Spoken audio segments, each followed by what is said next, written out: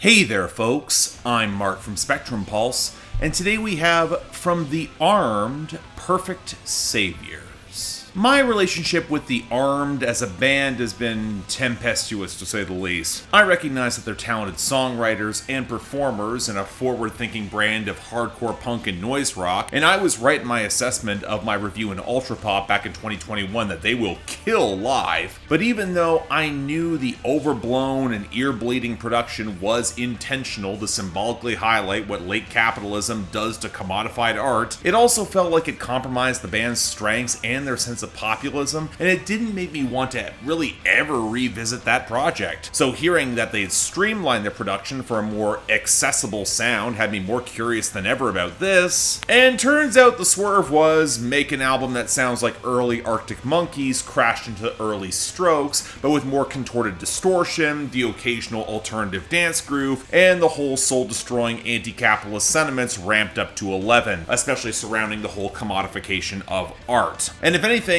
it feels even more bleak than Ultrapop because the old mischievous streak is pretty much gone this time. When the band's anonymity gimmick began fading in the past year or so, and more members were revealed thanks to their connections to other scattered rock acts to even working in modern advertisement, Perfect Saviors, it showcases a more explicit deconstruction of the rehearsed, compromised, ultimately hollow modern rock industry that runs on a lot of empty reinvention, lies, and hedonism because of the existential nightmare of confronting how nothing has really gotten better or changed. It can just be way too much to bear. Now again, these themes, they're not exactly new in the annals of art punk or noise rock. Hell, with some of the textures here, they actually remind me a lot of the pretty stock postmodern critiques and electronic textures that showed up in a lot of late 90s pop rock, especially on a cut like Liar 2, even if I will say the processed horns are a pretty nice touch. And, you know, like Ultrapop, the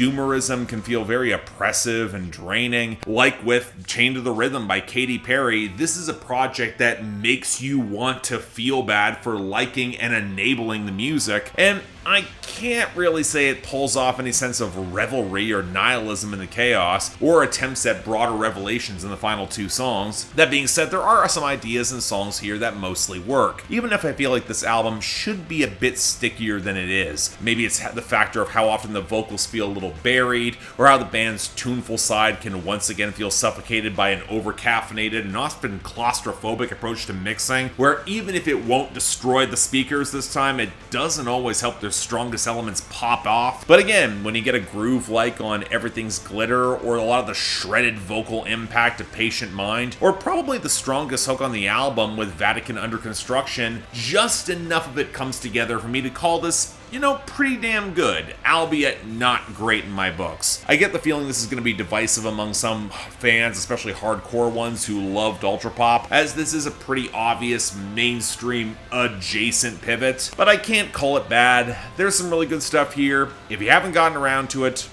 you should. Check it out. So yeah, thanks a lot for watching. If you want to see more reviews, please be sure to like, share, drop some comments, and subscribe, especially fans who are more on board with Ultrapop than I am. I'm curious where y'all fall on this one.